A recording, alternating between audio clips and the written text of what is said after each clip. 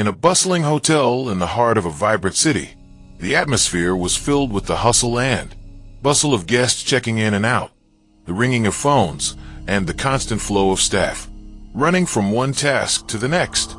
Yet beneath the polished exterior of the hotel, complaints were slowly mounting, especially concerning the treatment of the staff. The hotel owner, a savvy woman named Amelia Duquesne, had heard the murmurs. Whispers of favoritism, exploitation, and even bullying had made their way to her ears. With an unshakable commitment to her business and its integrity, she decided to do something radical. She would disguise herself as a temporary housekeeper to see firsthand what was happening behind closed doors. The decision to don the uniform of a lowly janitor was not an easy one. Amelia was accustomed to power, poised in her sharp business suits, with the Duquesne crest embroidered on her chest, commanding the room with every word she spoke. But now, she found herself in a plain beige housekeeping uniform, with her hair tied back into a neat bun, her identity hidden from those who walked the hallways of the hotel every day.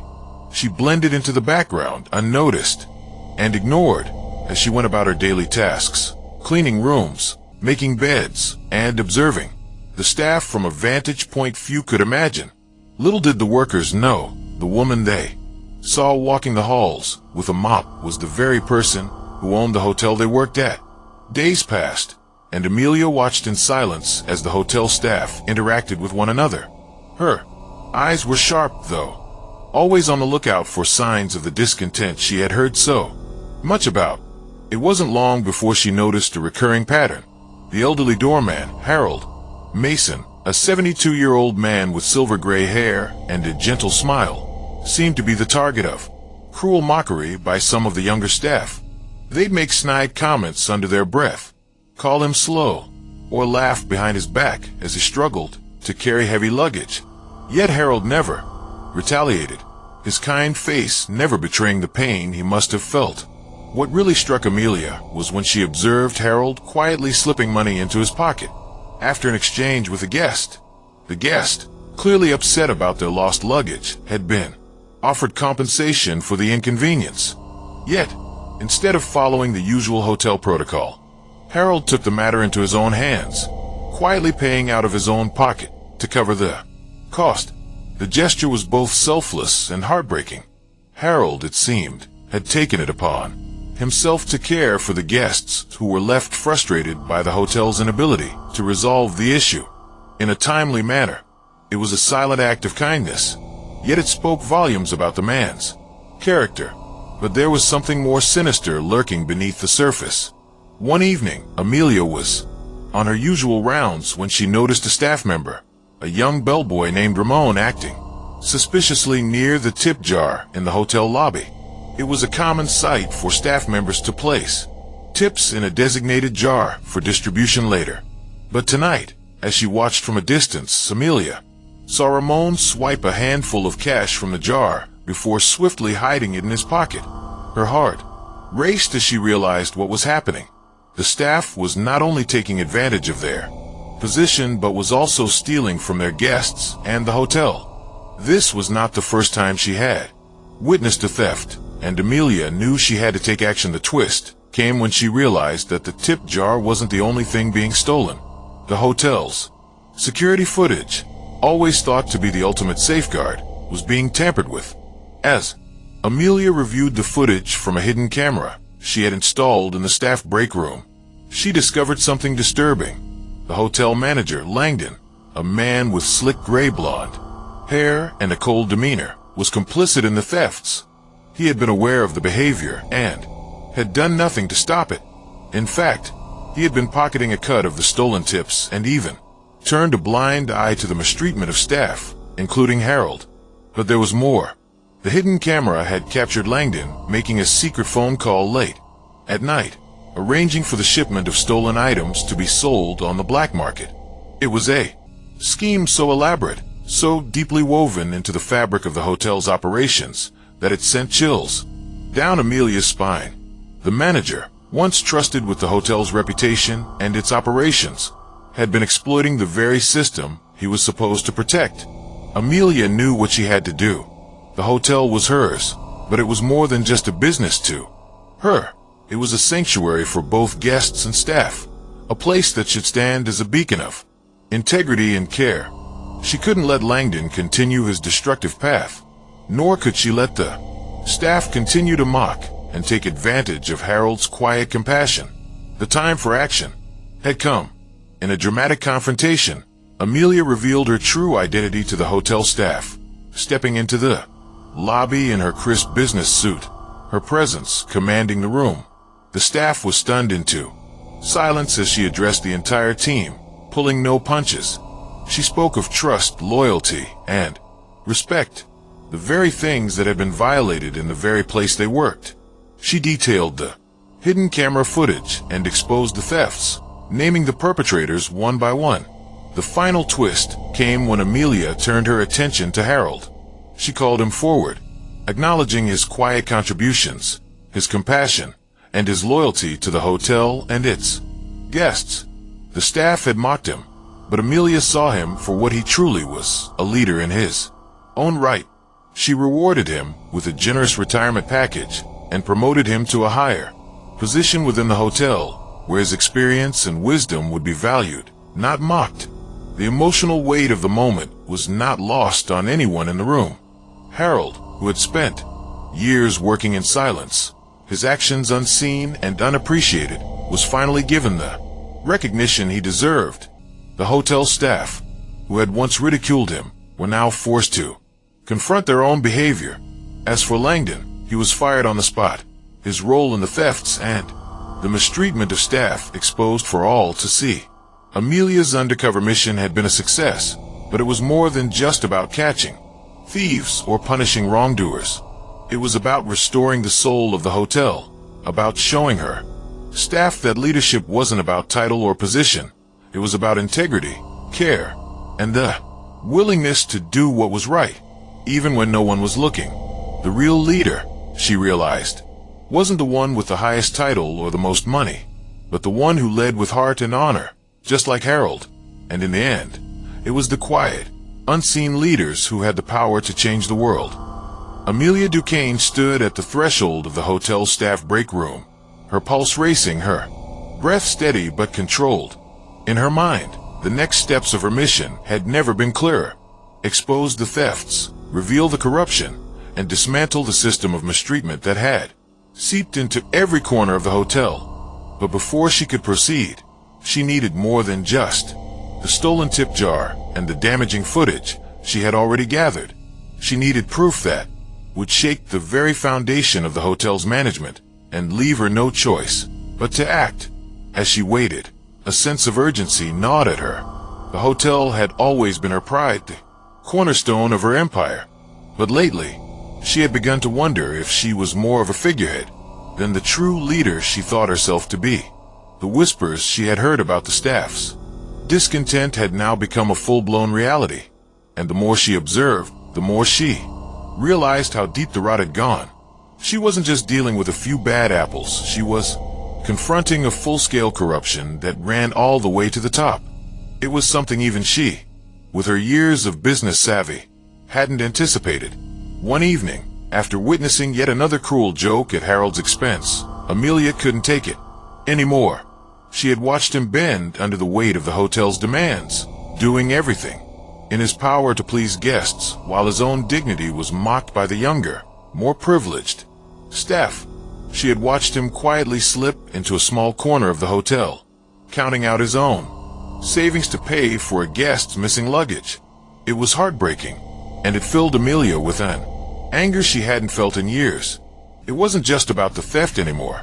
It was about the heart of the hotel, the people who made it run, and how they were being treated. She had decided to confront Harold that very night. After he had finished his shift, he was just about to leave when Amelia, still disguised in her housekeeping uniform, approached him in the lobby. Her face was calm, but her eyes were filled with a quiet intensity. "Harold," she began, her voice low and steady, "I need to speak with you for a moment." The old man looked up, his expression puzzled but polite. "Yes, ma'am. Can I help you with something? Why are you doing this?" Amelia asked, her voice barely above a whisper. Harold blinked, his confusion deepening. Doing what, ma'am? Why are you paying for the lost luggage with your own money? Why are you stepping in when the hotel staff should be handling it? Harold's shoulders slumped slightly, and for the first time, Amelia saw the weariness that lived in his eyes. He hesitated, glancing around the nearly empty lobby before responding, his voice a soft rasp. I've been here a long time, Mississippi longer than any of them. I've seen guests leave, upset, luggage gone missing, and complaints piling up. They're all quick to take the money, but they don't care about the people behind the complaints. I don't want them to leave angry. It's my job to make sure they leave happy, even if it means doing what they don't. But I'm getting too old for this, and my savings, well, they're running out. Amelia's heart broke for the old man, but as she listened to his words, another thought began to creep in. Harold wasn't the only one who had been sacrificing. She realized now that she too had been blind to the slow decay of the hotel she had built from the ground up. What if Harold wasn't the only one doing the right thing in silence, while the rest of them took advantage? What if there were other unsung heroes scattered throughout the hotel, just waiting for someone to notice? She stepped closer, lowering her voice even more, her gaze unwavering. We're going to make this right, Harold. I promise you I'll fix this. For the first time, Harold smiled, a small, weary smile, but a smile nonetheless. You're a good soul, Mississippi. I'm not sure the others will listen, though. Amelia nodded, her resolve hardening. They'll listen. I'm going to make sure of it. Over the next few days, Amelia meticulously combed through more footage, piecing together the puzzle of corruption that had taken hold of her hotel. She had already gathered enough to confront Langdon, the manager who had turned a blind eye to everything that was happening under his nose. But the more she dug, the more tangled the web became. She had suspected, for a while, that Langdon wasn't working alone. The footage she uncovered pointed to something bigger, a network of complicity among certain staff members, coordinated by Langdon himself. The thefts, the bullying, and the mismanagement were all part of a much larger scheme, one that was more intricate and dangerous than she had originally realized. Amelia was in her office, reviewing the latest footage, when she heard a knock on the door. She looked up, startled. Come in. The door creaked open, and a nervous-looking Danica Rowe, one of the hotel's younger employees, stepped inside. She had been one of the few who had remained loyal to Amelia, but even she seemed troubled these days. Miss Duquesne, there's something you need to see, she said, her voice low and hesitant. Amelia frowned, setting aside the tablet she was reviewing. What is it? Danica handed her a small, encrypted USB drive. It's from the security system. I think you need to see it before you make any decisions. Amelia's heart skipped a beat. She inserted the drive into her laptop and opened the file. What she saw made her blood run cold. The footage revealed Langdon meeting in secret with a group of employees, exchanging bags of cash in exchange for covering up the thefts. But what made it worse was the man standing beside Langdon. None other than Ramon, the bellboy she had witnessed stealing tips. This wasn't just about stolen money. It was about blackmail, hidden deals, and a much deeper conspiracy. Her hand shook as she paused the footage, her mind racing. Was Langdon the mastermind behind it all? Had he been orchestrating this for months, if not years? Amelia had to act, and she had to act fast. She glanced back at Danica, who looked just as shaken. We need to bring this to a head now, Amelia said, her voice firm. But just as she stood, ready to make her move, the lights in her office flickered, then went out. A loud crash echoed through the hallway, followed by frantic shouting. Amelia's pulse spiked. Something was wrong, very wrong. She rushed out of her office, only to be met by a sight that made her blood run cold. Staff members rushing in panic, some looking injured, others just scared. What happened? Amelia demanded, her eyes scanning the chaos. A breathless Harold appeared, his face pale. It's Langdon, he's gone. But he left something behind, something that could ruin everything. Amelia felt her stomach twist. The moment had arrived. The conspiracy was about to unravel. But at what cost?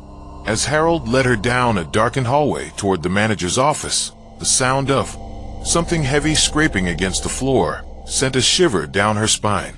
She was about to find out what Langdon had left behind, but she wasn't prepared for the terrifying discovery waiting for her. Amelia's heart was pounding as she followed Harold down the dimly lit hallway of the hotel, the sound of their footsteps echoing eerily through the silence. The lights flickered above them, casting long, jagged shadows on the walls. It was as if the very atmosphere of the hotel was tense on edge, as if it, too, knew something was about to be revealed, something that would change everything. Harold's face was a mask of anxiety as he led her, his usual stoic demeanor replaced by the unease of someone who had just glimpsed something they shouldn't have. Amelia's mind was racing, trying to process everything that had led up to this moment. The stolen tips, the secret dealings, the hidden footage, and now Langdon's sudden disappearance. The more she uncovered, the more she realized that she had been blind to the full extent of the corruption taking place within her own business. They reached the manager's office, the door standing ajar, a faint light flickering from within. Harold pushed it open slowly, and Amelia stepped inside, her breath catching as her eyes took in the scene before her.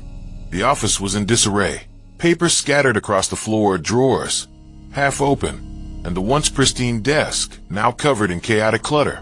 But what struck her the most was the faint smell of burnt paper lingering in the air. Something had been destroyed. What happened here? Amelia asked, her voice a mixture of disbelief and dread.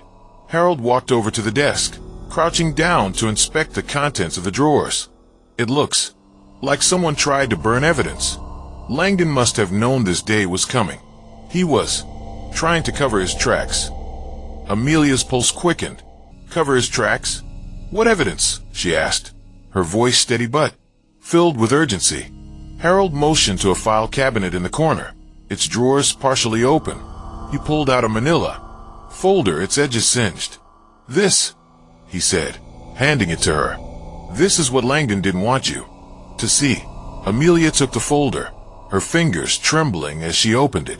Inside she found documents, contracts, emails, financial statements, each one more damning than the last. There were transactions, bank account details, and a web of lies stretching back months. But there was one document that stood out, a single page that looked more like a blueprint than a contract. It was a list of names. Her name was at the top, followed by the names of several high-ranking employees, including Langdon, and a few she didn't recognize. As Amelia scanned the list, she felt a sinking feeling in her stomach. The names weren't just employees. They were people who had been involved in a much larger scheme. Some were under surveillance, others blackmailed, and a few were clearly in on the thefts. But what stood out the most was the mention of Phase 2 at the bottom of the page. Phase 2, Amelia murmured, her voice barely a whisper. What is this? Harold leaned in closer, his expression darkening. I don't know, Miss Duquesne, but it doesn't look good. Langdon was planning something big, something even worse than what we've uncovered. Amelia's mind was racing, but before she could ask more, the door to the office creaked behind her. Her eyes snapped to the opening door, her body instinctively tensing. For a brief moment, all she could see was the shadow of someone standing in the doorway. But as the figure stepped forward, Amelia's breath caught in her throat. It was Langdon, but this wasn't the Langdon she had known.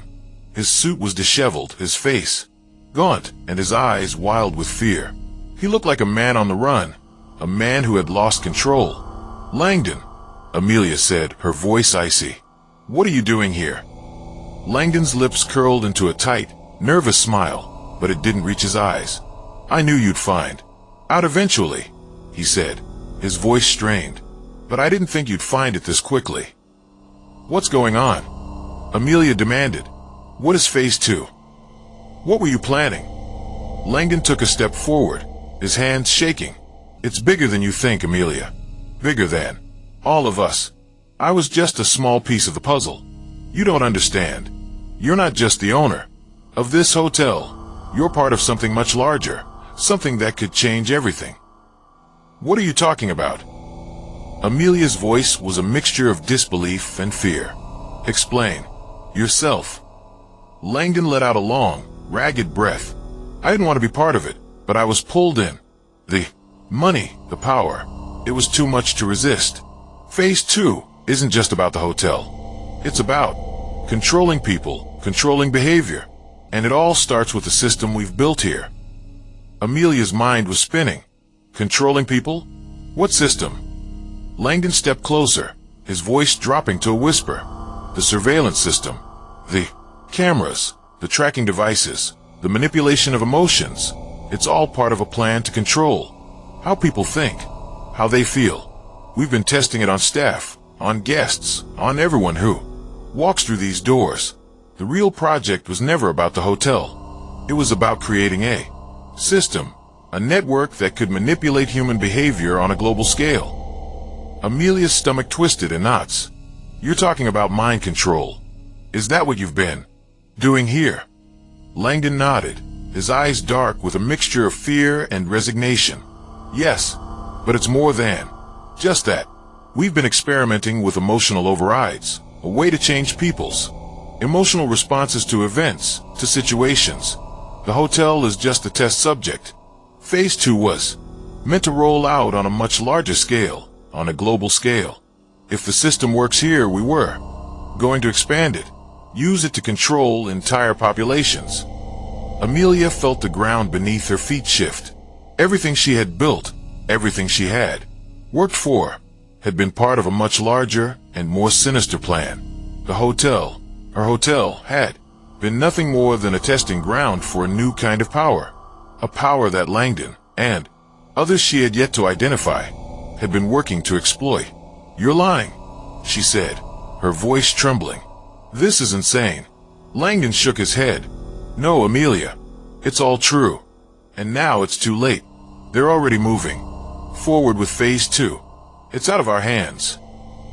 Suddenly, a loud crash echoed from the hallway, followed by the sound of footsteps, heavy, fast, and unmistakably coming their way. Amelia's heart skipped a beat as the door to the office slammed open. Before she could react, the door was flooded with a dozen men in dark suits, their faces obscured by masks. One of them, tall and imposing, stepped forward. He was carrying something in his hand, a device that looked like a small black box. This is it, Langdon whispered, backing away. They've come for the system. It's already started. The man with the device raised it, and the lights in the room flickered once more, plunging everything into darkness.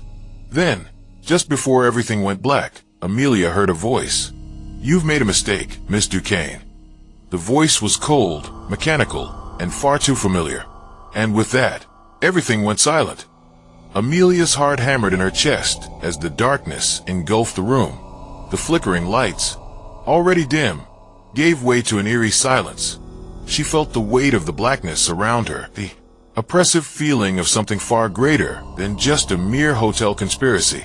The man with the device, whose presence had so suddenly materialized, stepped forward, the sound of his boots echoing on the cold marble floor.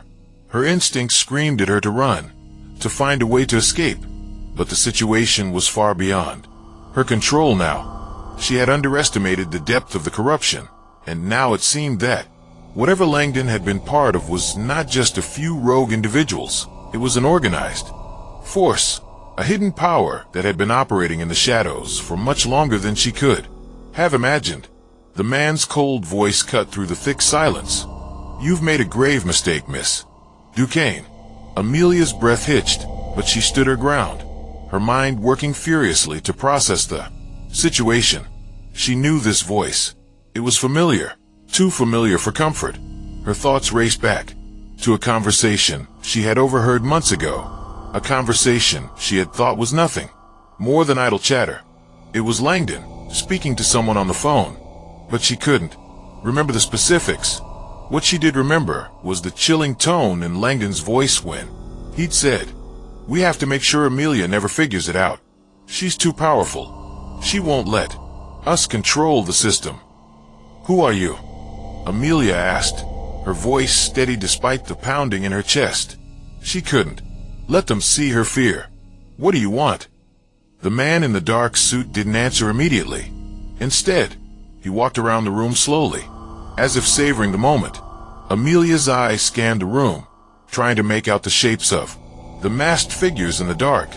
There were at least a dozen of them, tall, imposing there, movements synchronized, like a military unit. They were here for something. Something she had uncovered. Something too dangerous to let her live to expose. It's not about what I want, Miss Duquesne, the man said, his voice laced with a cold, calculating tone. It's about what you've disrupted. You see, you were never meant to discover this. We were never meant to be discovered. But you had to dig, didn't you? You had to push until you found the truth. And now, we've lost control of the situation. Amelia narrowed her eyes, trying to make sense of his words. What truth? What are you talking about? The man smirked, though she could barely make out his expression in the dim light. You think this hotel is yours, don't you? That you own it. But you're just a pawn in a much larger game. Everything you've built, everything you thought you controlled, was part of something much bigger.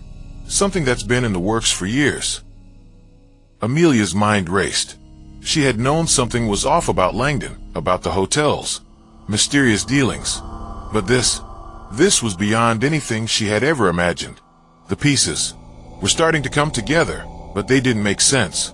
The network of corruption, the emotional override systems, the stolen tips, the manipulation, it was all connected.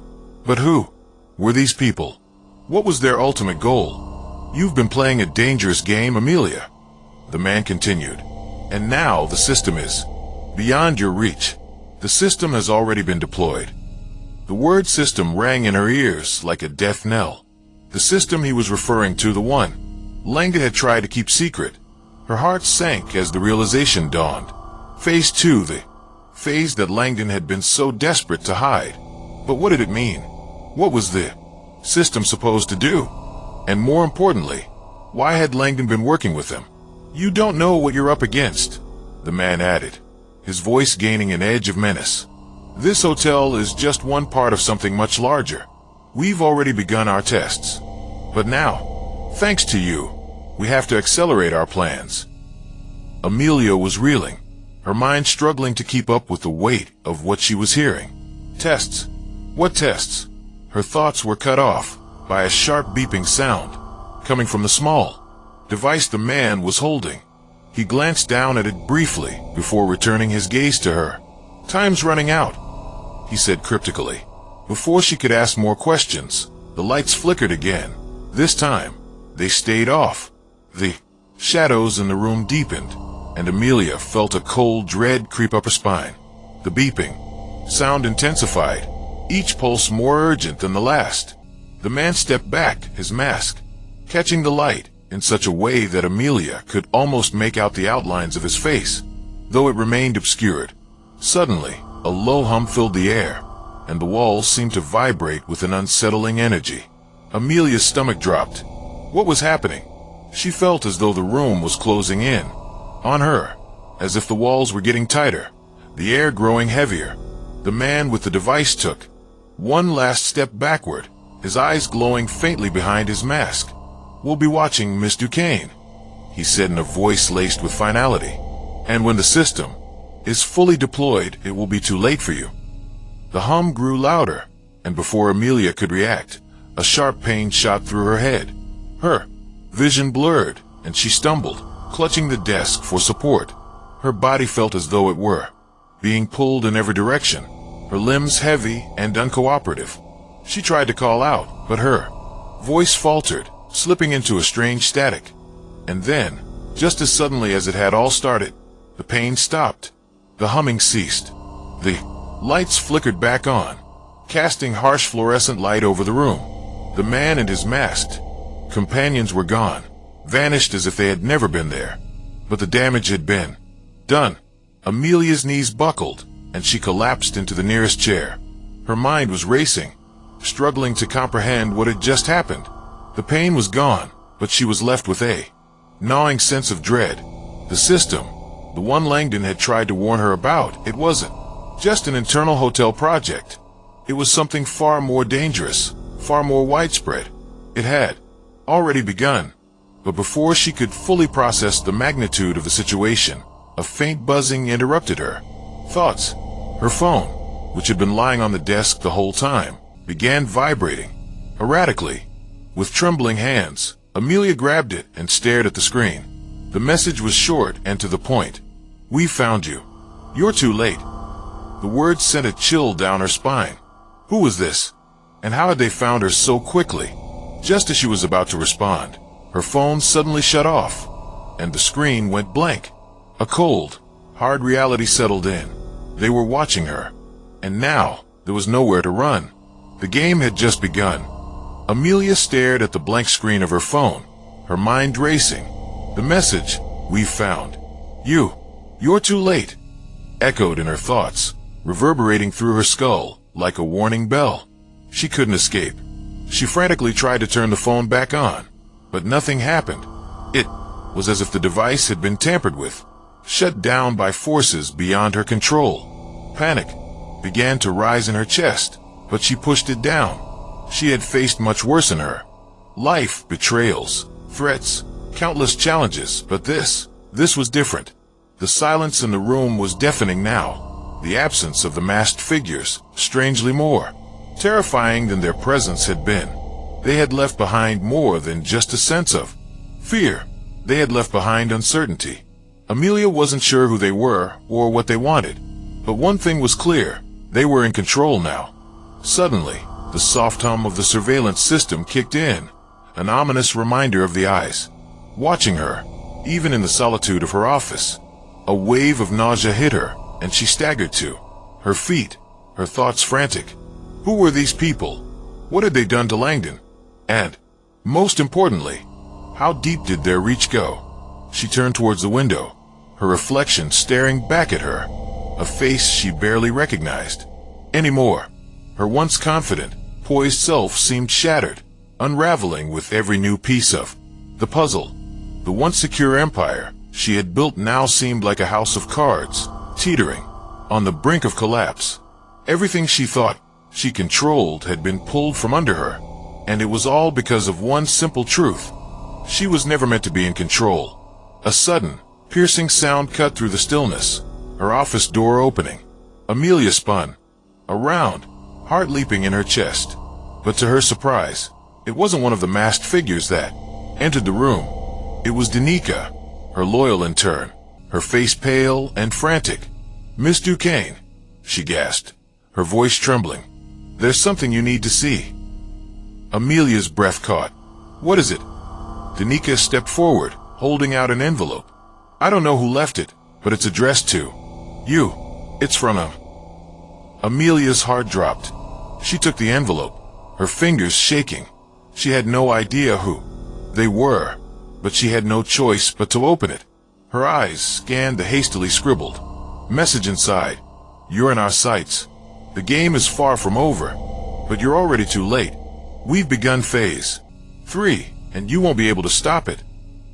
Amelia's vision blurred as the weight of the words hit her. Phase 3? What could it mean? And what were they planning to do now? Before she could react, her office lights flickered again, then went out completely. The hum of the surveillance system ceased abruptly, and for a moment there was nothing but the oppressive silence of the room. She felt the hairs on the back of her neck stand on end. Slowly, she turned toward the window. A shadow moved across the street, briefly illuminated by a passing car. Someone was out there. Someone was watching. The sound of footsteps echoed in the hallway, coming closer. Amelia's breath hitched. She wasn't alone anymore. Suddenly, a chilling voice echoed from the doorway, so quiet it almost felt like it was inside her head. "Game over, Amelia." And then, the world went dark. Amelia's heart raced as the darkness consumed the room, her breath shallow in the oppressive silence. The cold, mocking voice echoed in her mind. "Game over, Amelia." She could feel the eyes of unseen watchers on her, the weight of their presence suffocating her every move. Her phone, now useless, slipped from her hand and clattered to the floor. There was no escape, no more moves to make. She had played the game, but in the end, the game had been played on her. And as the door clicked open behind her, she knew it was too late. Hey, if you felt every twist in this story, you're exactly where you need to be. Hit that subscribe button right now. And don't forget the notification bell, because the secrets we're about to expose will shock you even more. Join this family, stay curious, and together we'll uncover every hidden truth. See you in the next one.